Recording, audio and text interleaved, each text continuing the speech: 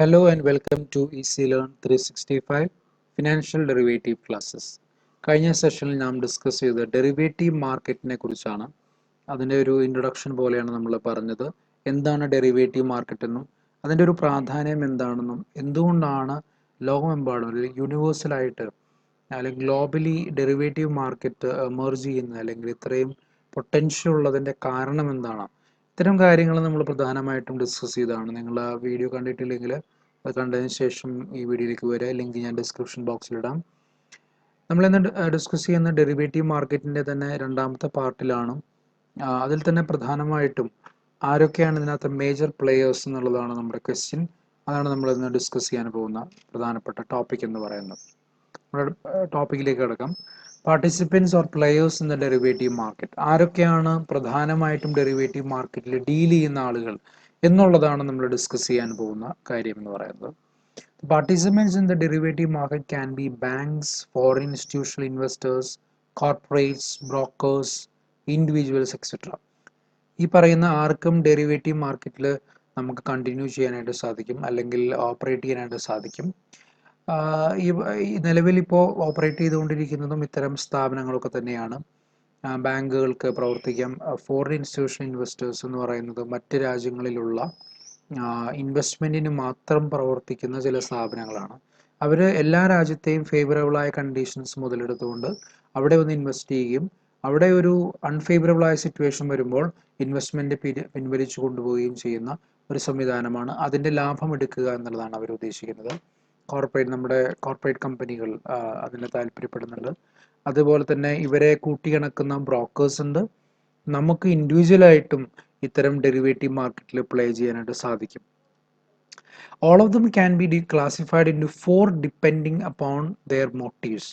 എന്നാൽ ഇവർക്കെല്ലാം തന്നെ പ്രത്യേകമായ ചില ഉദ്ദേശങ്ങളുണ്ട്. ഏതെങ്കിലും ഒരു പർപ്പസിന് വേണ്ടിയിട്ടായിരിക്കും ഇത്തരം ആളുകൾ ഇതിനകത്ത് ഇൻവെസ്റ്റ് ചെയ്യുന്നത് അല്ലെങ്കിൽ ഡെറിവേറ്റീവിൽ ട്രേഡ് ചെയ്യുന്നത്. ആ ഒരു മോട്ടീവിൻ്റെ അടിസ്ഥാനത്തിൽ നമുക്ക് 4 ക്ലാസിഫിക്കേഷൻസ് കൊടുക്കാം. ഒന്ന്, hedgers, speculators, arbitrageurs and spreaders. 4 category of പീപ്പിളാണ് നമുക്ക് ഇതിനകത്തുള്ളത്. അപ്പം മേജർ പ്ലെയേഴ്സ് ആരാണെന്ന് ചോദിച്ചാൽ ഈ ബാങ്കുകളും FIIസും ഒക്കെയാണ്. പക്ഷേ അവരുടെ മോട്ടീവിൻ്റെ അടിസ്ഥാനത്തിൽ അവരെ ക്ലാസിഫൈ ചെയ്യുമ്പോൾ നമ്മൾ പൊതുവേ ഡെറിവേറ്റീവ് മാർക്കറ്റിലെ പ്ലെയേഴ്സിന് പറയുന്നത് hedgers, speculators, arbitrageurs and spreaders എന്നുള്ളതാണ്. അപ്പോൾ അതാണ് നമ്മൾ പ്രധാനമായിട്ട് ഇന്ന് ഡിസ്കസ് ചെയ്യുന്നത്. ഈ പറയുന്ന 4 കൂട്ടം ആളുകൾ എന്താണ്, അവരെന്തുകൊണ്ടാണ് ഡെറിവേറ്റീവ് മാർക്കറ്റിൽ പ്ലേ ചെയ്യുന്നത്, എന്താണ് അവർക്ക് അതുകൊണ്ടുള്ള ബെനിഫിറ്റ്സ് എന്നുള്ളതും അതുപോലെ അവർ പ്ലേ ചെയ്യുന്ന റോൾ എന്താണ് എന്നുള്ളതുമാണ് നമ്മൾ ഡിസ്കസ് ചെയ്യാനായിട്ട് പോകുന്നത്. അപ്പോൾ ഓരോന്നായിട്ട് നമുക്ക് നോക്കാം. ആദ്യമായിട്ടും ഹെഡ്ജേഴ്സ് എന്നുള്ള കാറ്റഗറിയാണ്. എന്താണ് ഹെഡ്ജേഴ്സ് എന്ന് നോക്കാം. Hedging is an act whereby an investor seeks to protect a position or anticipated position in the spot market.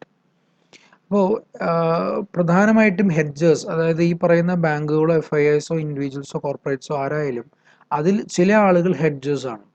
എന്തുകൊണ്ടാണെന്ന് ചോദിച്ചാൽ they are taking a position to protect themself. അവരുടെ സാമ്പത്തിക സ്ഥിതിയെ പ്രൊട്ടക്റ്റ് ചെയ്യുക എന്നുള്ള ഉദ്ദേശത്തിലാണ്. ഇൻവെസ്റ്റ്മെൻറ്റ് സ്ട്രാറ്റജി അവരുടെ പ്രൊട്ടക്ഷനാണ്, അല്ലെങ്കിൽ അവരുടെ റിസ്ക് കുറയ്ക്കുക അല്ലെങ്കിൽ റിസ്കിൽ നിന്നും പ്രൊട്ടക്ഷൻ നേടുക എന്നുള്ളതാണ് ഹെഡ്ജേഴ്സിൻ്റെ പ്രത്യേകത.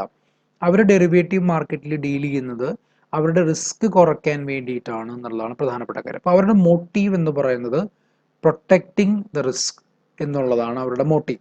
അപ്പോൾ ആ ഒരു മോട്ടീവോടുകൂടി ആര് ഡെറിവേറ്റീവ് മാർക്കറ്റിൽ പ്ലേ ചെയ്താലും അവരെല്ലാം നമ്മൾ വിളിക്കുന്നത് ഹെഡ്ജേഴ്സ് എന്നുള്ളതാണ്. അത് ബാങ്കായാലും കോർപ്പറേറ്റ്സ് ആയാലും FIIസ് ആയാലും ഇൻഡിവിജ്വൽസ് ആയാലും അവരുടെ ഉദ്ദേശം പ്രൊട്ടക്ഷൻ ആണെങ്കിൽ അവരെ ഹെഡ്ജേഴ്സ് എന്നാണ് നമ്മൾ വിളിക്കുക. And it is done by using an opposite position in derivative. Opposite position അല്ലെങ്കിൽ ലോങ് പൊസിഷൻ എന്നുള്ളതുകൊണ്ട് ഉദ്ദേശിക്കുന്നത് 2 രീതിയിലാണ്. ബൈ ചെയ്യുക, സെൽ ചെയ്യുക. ഈ 2 പൊസിഷൻസ് ആണ് നമുക്ക് മെയിനായിട്ടുള്ളത്. Buying position and selling position. ഡെറിവേറ്റീവിൽ അതിന് പറയുന്നത് long position and short position എന്നാണ്. ലോങ് പൊസിഷൻ എന്ന് പറഞ്ഞാൽ നമ്മൾ ബൈ ചെയ്യുക, ഷോർട്ട് പൊസിഷൻ എന്ന് പറഞ്ഞാൽ നമ്മൾ സെല്ല് ചെയ്യുക എന്നുള്ളതാണ് അർത്ഥം. അത് നമുക്ക് കൂടുതലായിട്ട് ഡിസ്കസ് ചെയ്യാൻ തുടർന്നുള്ള സെഷൻസിൽ. എങ്കിലും ഞാൻ പറഞ്ഞു എന്ന് മാത്രം. അപ്പോൾ ഈ 2 പൊസിഷൻസും എടുത്തുകൊണ്ട് നമ്മൾ നമ്മളെ തന്നെ പ്രൊട്ടക്റ്റ് ചെയ്യാനായിട്ട് ശ്രമിക്കുക. അതാണ് ഹെഡ്ജസ് ചെയ്യുന്നത്. This means that if you have a buy position, you have to create a sell position and vice versa. The parties who perform hedging are known as hedgers. നമ്മൾ പ്രധാനമായും ഓർത്തിരിക്കേണ്ടതാണ്, ഹെഡ്ജിങ് ചെയ്യുന്നവരാരാണോ, റിസ്ക് ആരാണോ cover ചെയ്യാനും mitigate ചെയ്യാനും ശ്രമിക്കുന്നവരെ നമ്മൾ hedgers എന്ന് പറയും. In the process of hedging, parties such as individuals or companies owning or planning to own a cash commodity like corn, pepper, wheat, treasury bonds, notes, or bills, etc., are concerned that the cost of the commodity may change before either buying it in the cash market. അതാണ് ഇവിടെ ഏറ്റവും വലിയ concern. അതായത് ഭാവിയിൽ അവർ വാങ്ങിക്കാനിരിക്കുന്ന ഏതൊരു കമ്മോഡിറ്റിയുടെയും പ്രൈസിൽ ഉണ്ടാകാവുന്ന variations ആണ് അവരെ സംബന്ധിച്ചിടത്തോളം ഏറ്റവും വലിയൊരു കൺസേൺ ആയിട്ട് അവർ കൺസിഡർ ചെയ്യുന്നു. ദാറ്റ് മീൻസ് അവർക്ക് 2-3 മാസം അല്ലെങ്കിൽ 6 മാസത്തിന് ശേഷം ഒരു പർട്ടിക്കുലർ പ്രോഡക്റ്റ് ആവശ്യമുണ്ടെങ്കിൽ അത് മാർക്കറ്റിൽ നിന്ന് വാങ്ങുന്ന സമയത്ത് അതിൻ്റെ വില മാർക്കറ്റിൽ വളരെയധികം ഗണ്യമായ വർധന ഉണ്ടാകുമോ എന്നുള്ള ഒരു ഭയമാണ് അവരെ സംബന്ധിച്ചിടത്തോളം ഭരിക്കുന്നത്. അതുകൊണ്ട് തന്നെ ആ ഒരു ഭയത്തിൽ നിന്നും ആ ഒരു റിസ്കിൽ നിന്നും പ്രൈസ് ഹൈക്കിൽ നിന്നും നമ്മൾ അവരെ സേവ് ചെയ്യുക എന്നുള്ള അർത്ഥത്തിലാണ് അവർ ഡെറിവേറ്റീവ് മാർക്കറ്റിൽ ഏർപ്പെടുന്നത്. They want to reduce or limit the impact of such movements which if not covered would incur a loss. അപ്പോൾ ഈ പ്രൈസ് ഹൈക്കിൻ്റെ അല്ലെങ്കിൽ ഈ പ്രൈസ് ഫ്ലക്ച്വേഷൻ്റെ ഇമ്പാക്റ്റ് പരമാവധി കുറയ്ക്കുക എന്നുള്ളതാണ് അവർ ഇതിൽ കൂടെ ഉദ്ദേശിക്കുന്നത്. In such a situation, the hedger achieves protection against changing prices by purchasing or selling future contract of the same type and quantity. ആ നമ്മളുടെ കോൺട്രാക്റ്റിൻ്റെ അതേ രൂപത്തിലുള്ള ഫ്യൂച്ചർ കോൺട്രാക്റ്റുകൾ ബൈ ചെയ്യുകയും സെൽ ചെയ്യുകയും ചെയ്യുന്ന ഒരു പൊസിഷനാണ് ഇവരെടുക്കുന്നത്. And you can achieve such similar objectives by exercising options. In a situation where the price of any of your underlying stocks are intended to fall, you can buy put options. Similarly, in situations with price rise, a call option is preferred. അപ്പോൾ ഇങ്ങനെ hedge ചെയ്യുന്ന ആളുകൾ പലപ്പോഴും ചെയ്യുന്നത് option കോൺട്രാക്റ്റുകളാണ്, option ഡെറിവേറ്റീവാണ് treat ചെയ്യുന്നത്. അപ്പോൾ option എന്താണ് എന്നുള്ളതൊക്കെ നിങ്ങൾക്ക് സംശയം ഉണ്ടാവും. നമ്മളിനി പറയാൻ പോകുന്നേ ഉള്ളൂ. ഓപ്ഷൻ, ഫ്യൂച്ചേഴ്സ്, ഫോർവേഡ്, സ്വാപ്സ്, ഇതിനെക്കുറിച്ചാണ് നമ്മൾ വിശദമായി ഇനി പഠിക്കാൻ പോകുന്നത്. ഓപ്ഷൻ എന്ന് പറഞ്ഞാൽ ആ വേർഡ് പറയുന്ന പോലെ തന്നെ ഒരു ഓപ്ഷൻ ഉണ്ട്. അതായത് നമുക്കൊരു കോൺട്രാക്റ്റിൽ ഏർപ്പെട്ട് കഴിഞ്ഞാൽ ആ കോൺട്രാക്റ്റ് എക്സസൈസ് ചെയ്യാനും ചെയ്യാതിരിക്കാനുമുള്ള ഓപ്ഷൻ ഉണ്ട് എന്നുള്ളതാണ് ഓപ്ഷൻ ഡെറിവേറ്റീവിൻ്റെ പ്രത്യേകത. അപ്പോൾ ഞാൻ മുൻപ് പറഞ്ഞ എക്സാമ്പിളിൽ ഒരു ബ്രെഡ് മേക്കറുടെയും വീറ്റ് പ്രൊഡ്യൂസറുടെയും എക്സാമ്പിൾ പറഞ്ഞിരുന്നു. അപ്പോൾ ബ്രെഡ് മേക്കറെ സംബന്ധിച്ചിടത്തോളം അയാളൊരു കമ്പനിയാണ്, അയാൾക്ക് ഭാവിയിൽ വീറ്റ് ആവശ്യമായിട്ട് വരും. വീറ്റിൻ്റെ പ്രൈസ് അയാൾക്ക് ആവശ്യമുള്ള സമയത്ത് കൂടുതലായിരിക്കുമോ എന്ന ഒരു ഭയമുള്ളത് കൊണ്ട് തന്നെ അയാൾ ഭാവിയെ മുന്നിൽ കണ്ടുകൊണ്ട് ഒരു ഓപ്ഷൻ കോൺട്രാക്റ്റിൽ ഏർപ്പെടാൻ ശ്രമിക്കും. അപ്പോൾ ഓപ്ഷൻ കോൺട്രാക്റ്റിൽ വീറ്റ് കിലോയ്ക്ക് 50 രൂപയാണ് എന്ന് വിചാരിക്കും. 50 രൂപയ്ക്കാണ് അത് അയാൾ തീരുമാനിച്ചിരിക്കുന്നത് എന്ന് വിചാരിക്കും.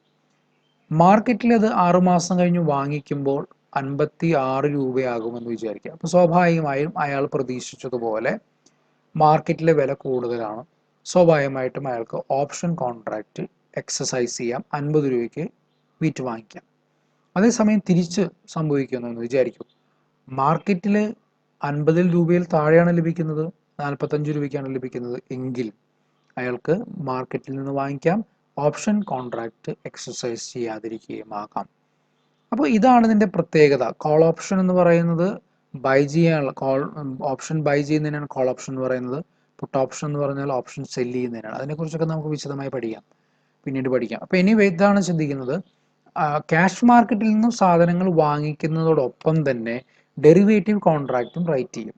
അപ്പോൾ അയാൾക്കുള്ള ബെനിഫിറ്റ് മാർക്കറ്റിൽ വില കൂടിയാലും ഡെറിവേറ്റീവ് എക്സസൈസ് ചെയ്യാം. ഇനി മാർക്കറ്റിലാണ് വില കുറവെങ്കിൽ മാർക്കറ്റിൽ നിന്ന് വാങ്ങിക്കുകയും ആകാം. അപ്പോൾ ഇത്തരം ഒരു ക്യാരക്ടർ സൂക്ഷിക്കുന്ന ഇൻവെസ്റ്റേഴ്സിനെ നമ്മൾ ഹെഡ്ജേഴ്സ് എന്ന് പറയും. അപ്പോൾ അവർ റിസ്ക് കുറയ്ക്കാൻ അല്ലെങ്കിൽ അവർക്കുണ്ടാകാവുന്ന നഷ്ടത്തിൻ്റെ അളവ് കുറയ്ക്കാൻ വേണ്ടിയിട്ടാണ് ഡെറിവേറ്റീവ് മാർക്കറ്റിൽ ഏർപ്പെടുന്നത്. ഇനി അവരെന്തൊക്കെ ധർമ്മമാണ് ചെയ്യുന്നത്? ഒന്ന്, to eliminate the price risk of contracting parties. അപ്പോൾ ഈ കോൺട്രാക്റ്റിൽ ഏർപ്പെടുന്ന ആളുകളെ സംബന്ധിച്ചിടത്തോളം പ്രൈസിലുണ്ടാകുന്ന ഫ്ലക്ച്വേഷൻ, ആ റിസ്ക് പരമാവധി കുറയ്ക്കാനായിട്ട് അവർ ശ്രമിക്കുന്നു. To help increase the trading volume. ഈ ഒരു കാരണം കൊണ്ട് തന്നെ, അതായത് റിസ്ക് കുറയ്ക്കാൻ സാധിക്കുന്നു എന്നതുകൊണ്ട് തന്നെ കൂടുതൽ ആളുകൾ ഡെറിവേറ്റീവ് മാർക്കറ്റിലേക്കും അതുപോലെ ക്യാഷ് മാർക്കറ്റിലേക്കും വരാനായിട്ട് തയ്യാറാവും. കൂടുതൽ ബിസിനസ്സുകൾ നടക്കും. അപ്പോൾ ട്രേഡിംഗ് വോളിയം വർദ്ധിപ്പിക്കുന്നതിന് അതിന് കാരണമായി തീരും. And to attract more people into derivative market. കൂടുതൽ ആളുകളെ ഡെറിവേറ്റീവ് മാർക്കറ്റിലേക്ക് കൊണ്ടുവരും. കാരണം ഈ റിസ്ക് എന്ന് പറയുന്ന എലമെന്റ് കുറയ്ക്കാൻ ഡെറിവേറ്റീവ് മാർക്കറ്റ് നമ്മളെ സഹായിക്കുന്നു എന്നുള്ളതാണ് അതിൻ്റെ പ്രധാനപ്പെട്ട ഘടകം. അപ്പോൾ ഹെഡ്ജേഴ്സ്, റിസ്ക് എടുക്കാൻ താല്പര്യമില്ലാത്ത ബിസിനസ്സുകാരെ സംബന്ധിച്ചിടത്തോളം ഹെഡ്ജേഴ്സിനെ നമ്മൾ വിളിക്കും. അവർക്ക് ഹെഡ്ജിങ് പൊസിഷനിൽ കൂടെ അവരുടെ റിസ്ക് കുറയ്ക്കാനായിട്ട് സാധിക്കും. മറ്റൊരു കാറ്റഗറി ഓഫ് പീപ്പിൾ ആണ് സ്പെക്കുലേറ്റേഴ്സ്.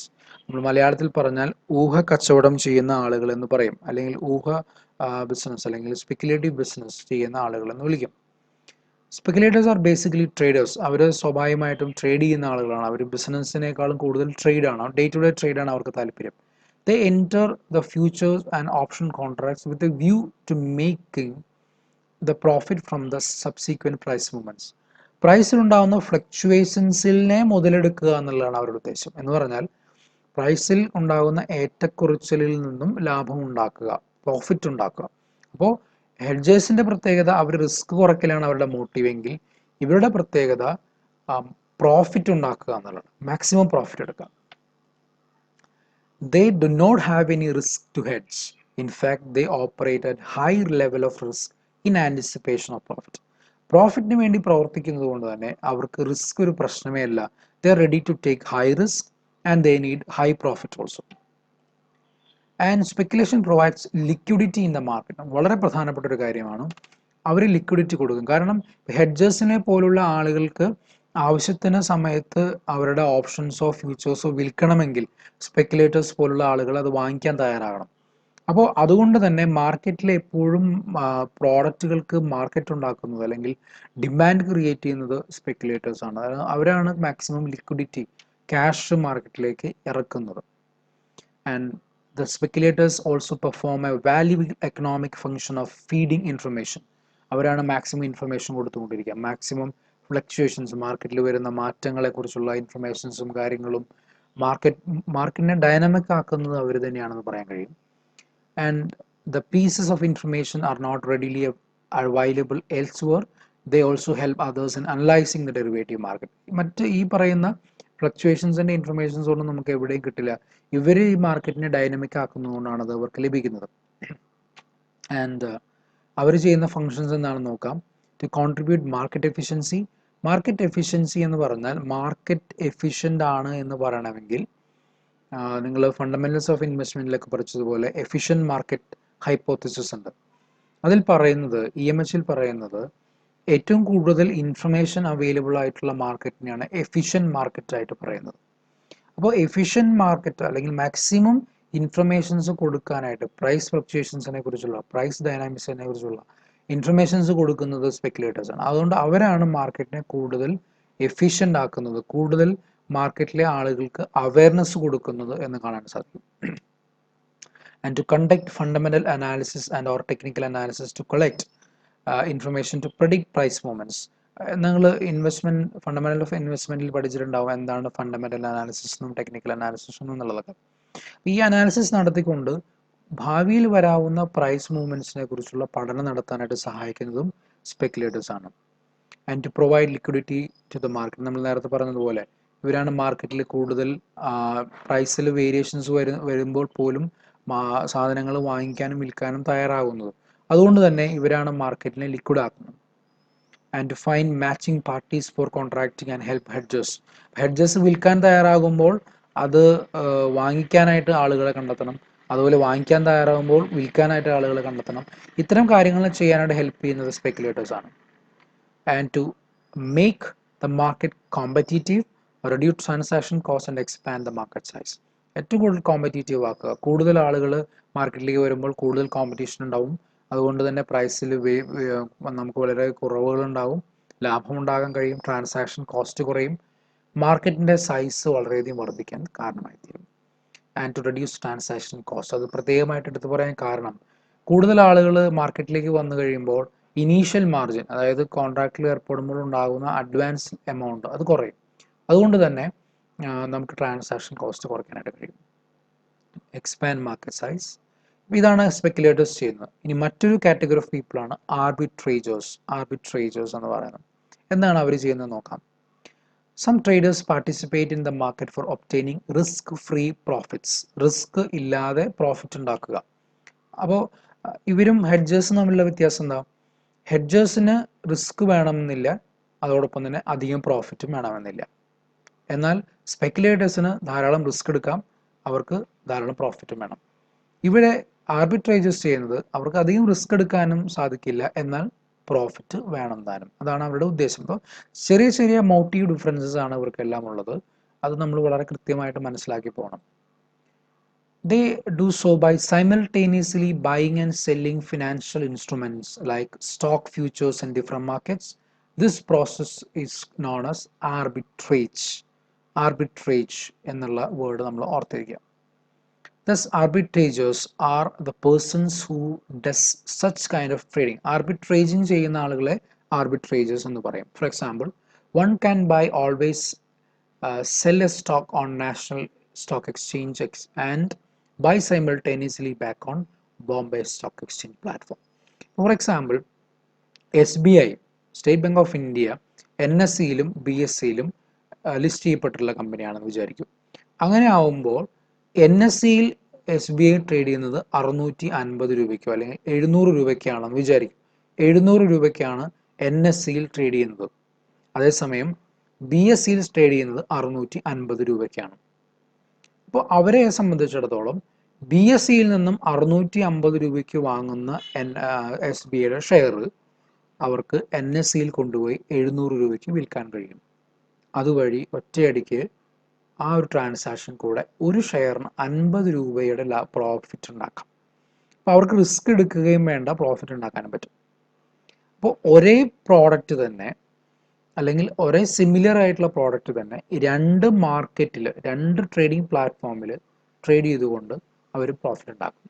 ഇനി ഇതുപോലെ തന്നെ ഇന്ത്യയിൽ നിന്ന് വാങ്ങുന്ന ഒരു പ്രോഡക്റ്റ് മറ്റൊരു രാജ്യത്ത് കൊണ്ടുപോയി സെല്ല് ചെയ്ത് അവർക്ക് പ്രോഫിറ്റ് ഉണ്ടാക്കാൻ കഴിയും. അപ്പോൾ ഇത് ഒരു ഡൊമസ്റ്റിക് ആയിട്ടുള്ള കാര്യം മാത്രമല്ല, ഇന്റർനാഷണൽ ആയിട്ടും ആർബിട്രേജിങ് കൃത്യമായി വർക്ക് ചെയ്യുന്നുണ്ട്. Arbitrators continuously monitor various markets and wherever there is a chance of arbitraging, they buy from one market and sell in the another market.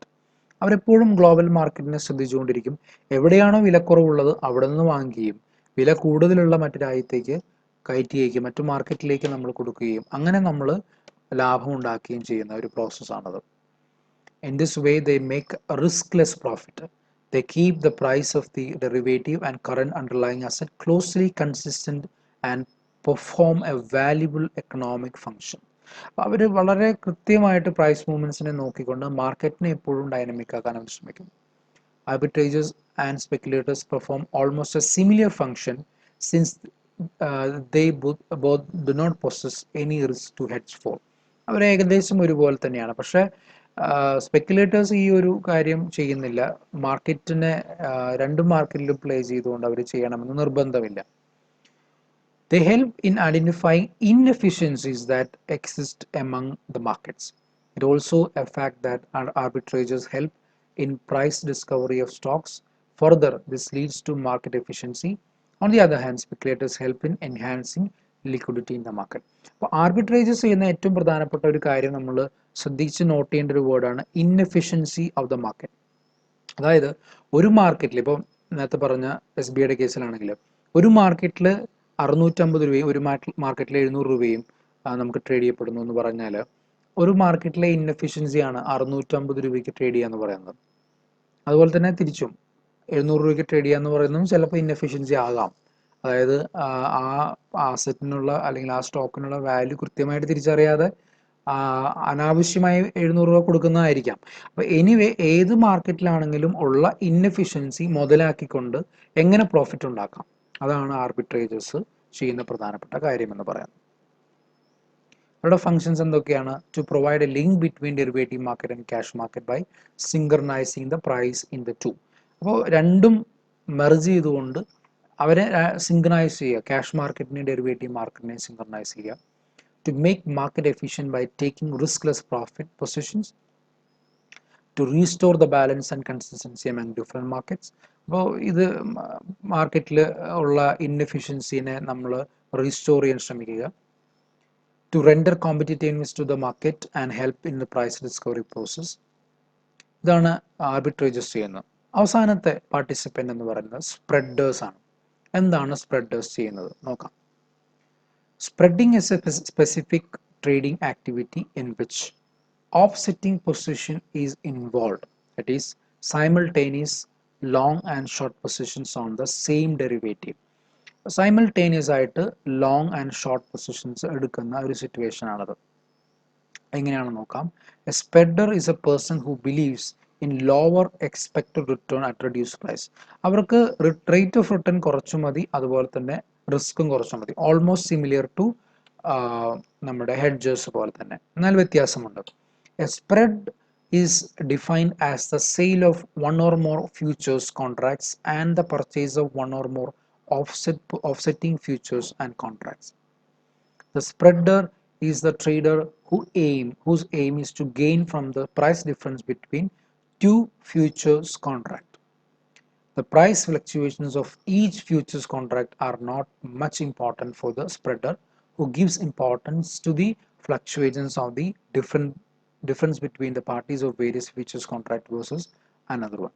ഇവിടെ പറയുന്ന ഒരു എക്സാമ്പിൾ ഞാൻ പറയാം. ഇപ്പോൾ ടാറ്റ സ്റ്റീൽസിനെ സംബന്ധിക്കുന്ന ഒരു ഫ്യൂച്ചേഴ്സിൽ ഏർപ്പെടുകയാണ്. അപ്പോൾ ടാറ്റ സ്റ്റീൽസിൻ്റെ തന്നെ ഫെബ്രുവരി ഫ്യൂച്ചറും ഉണ്ട്, ഏപ്രിൽ ഫ്യൂച്ചറും ഉണ്ടെന്ന് വിചാരിക്കും. ഫെബ്രുവരി ഫ്യൂച്ചറിലും ഇവർ ബൈ ചെയ്യും, അതുപോലെ തന്നെ ഏപ്രിൽ ഫ്യൂച്ചറിലും അവർ ബൈ ചെയ്യാൻ ശ്രമിക്കും. അതെന്താണ് കാരണം ചോദിച്ചാൽ, ഒരു പക്ഷേ ഫെബ്രുവരി ഫ്യൂച്ചേഴ്സിനെ സംബന്ധിച്ചിടത്തോളം ട്രേഡ് ചെയ്യുന്നത് 600 രൂപയ്ക്കാണെന്ന് വിചാരിക്കും. അതേസമയം ഏപ്രിൽ ഫ്യൂച്ചർ ട്രേഡ് ചെയ്യുന്നത് 700 രൂപയ്ക്കാണ്. അങ്ങനെയാണെങ്കിൽ അവർ ഫെബ്രുവരി ഫ്യൂച്ചർ, അതായത് ടാറ്റ സ്റ്റീലിൻ്റെ ഫെബ്രുവരി ഫ്യൂച്ചർ 650 രൂപയ്ക്ക് വാങ്ങിയിട്ട് ഏപ്രിൽ ഫ്യൂച്ചറിൽ സെല് ചെയ്യാൻ ശ്രമിക്കും. അപ്പോൾ അവിടെ സംഭവിക്കുന്നത് എന്താണ്, അവർക്കൊരു 50 രൂപയുടെ ലാഭം അതിൽ നിന്നുണ്ടാക്കും. അപ്പോൾ ഇവിടെ സ്പ്രെഡർ ചെയ്യുന്ന പ്രത്യേകത എന്ന് പറയുന്നത്, ഒരേ സിമിലാരിറ്റി ഉള്ള കോൺട്രാക്റ്റിൽ, ഫ്യൂച്ചർ കോൺട്രാക്റ്റിൽ ഏർപ്പെട്ടുകൊണ്ട് അതിൻ്റെ പ്രൈസ് ഫ്ലക്ച്വേഷൻസ് മുതലാക്കുക എന്നുള്ളതാണ് സ്പ്രെഡേഴ്സ് ചെയ്യുന്നത്. So they are spreading the risk between the similar derivative contract. അതാണ് സ്പ്രെഡേഴ്സ് എന്ന് പറയുന്നത്. ഒരേ കോൺട്രാക്റ്റ് അല്ലെങ്കിൽ ഡെറിവേറ്റീവ് കോൺട്രാക്റ്റിൽ കൂടെ തന്നെ റിസ്ക് സ്പ്രെഡ് ചെയ്യാൻ ശ്രമിക്കുന്നു എന്നുള്ളതാണ് ആക്ച്വലി സ്പ്രെഡേഴ്സ് ചെയ്യുന്നത്. അപ്പോൾ 4 കാറ്റഗറി ഓഫ് ആളുകളെയാണ് നമ്മൾ ഇന്ന് പരിചയപ്പെടുന്നത്. 1 ഹെഡ്ജേഴ്സ്, 2 സ്പെക്കുലേറ്റേഴ്സ്, 3 ആർബിട്രേജേഴ്സ്, 4 സ്പ്രെഡേഴ്സ്. എന്താണ് ഇവർ തമ്മിലുള്ള മൈനർ ഡിഫറൻസസ് എന്ന് മനസ്സിലായി കാണുമെന്ന് വിചാരിക്കുകയാണ്. അവരുടെ എയിം ഇൻ ഇൻവെസ്റ്റ്മെൻ്റ് ആണ് ഡിഫറൻസ്. ഹെഡ്ജേഴ്സ് റിസ്ക് കുറയ്ക്കാൻ ശ്രമിക്കുന്നു, അവർക്ക് പ്രോഫിറ്റും അധികമായി വേണമെന്നില്ല, ലോസ് കുറയ്ക്കുക എന്നുള്ളതാണ് അവരുടെ ഉദ്ദേശം. സ്പെക്കുലേറ്റേഴ്സിന് ധാരാളം റിസ്ക് എടുക്കും, എന്നാൽ അവർക്ക് ധാരാളം പ്രോഫിറ്റും വേണം. ആർബിട്രേജേഴ്സിനെ സംബന്ധിച്ചിടത്തോളം റിസ്ക് ഇല്ലാതെ തന്നെ മാക്സിമം പ്രോഫിറ്റ് എടുക്കാൻ ശ്രമിക്കുക എന്ന് മാത്രമല്ല, അവർ ചെയ്യുന്നത് മാർക്കറ്റിൻ്റെ ഇൻഎഫിഷ്യൻസി മുതലാക്കുക എന്നുള്ളതാണ്. അവസാനമായി സ്പ്രെഡേഴ്സ് ചെയ്യുന്നത് ഒരേ ഫ്യൂച്ചർ കോൺട്രാക്റ്റിൽ ഏർപ്പെട്ടുകൊണ്ട് തന്നെ അതിലെ പ്രൈസ് ഫ്ലക്ച്വേഷൻസ് മുതലാക്കുക എന്നുള്ള ഉദ്ദേശമാണ് സ്പ്രെഡേഴ്സിൻ്റെ. സോ നിങ്ങൾക്ക് ഈ സെഷൻ ഉപകാരപ്രദമായി എന്ന് ഞാൻ വിശ്വസിക്കുകയാണ്. നമ്മൾ വളരെ വിശദമായിട്ടാണ് ഇതിനെക്കുറിച്ച് പറഞ്ഞിട്ടുള്ളത്. നിങ്ങൾക്ക് ഈ സെഷൻ ഇഷ്ടപ്പെട്ടുവെങ്കിൽ നിങ്ങൾ ലൈക്ക് ചെയ്യുക, നിങ്ങളുടെ ഫ്രണ്ട്സിനായിട്ട് ഷെയർ ചെയ്ത് കൊടുക്കുക. നിങ്ങൾ ഏതെങ്കിലും തരത്തിലുള്ള സംശയങ്ങളുണ്ടെങ്കിൽ അത് കമൻറ്റ് ബോക്സിൽ ചോദിക്കുക. ചാനൽ ഇതുവരെയും സബ്സ്ക്രൈബ് ചെയ്തിട്ടില്ലെങ്കിൽ സബ്സ്ക്രൈബ് ചെയ്യുക, ബെൽ ബട്ടണും ഓളും ഇനേബിൾ ചെയ്യുക. തുടർന്നുള്ള വീഡിയോസ് നിങ്ങൾക്ക് കൃത്യമായി ലഭിക്കുന്നതിന് അത് കാരണമായി തീരും. So thank you and keep watching easy learn 365.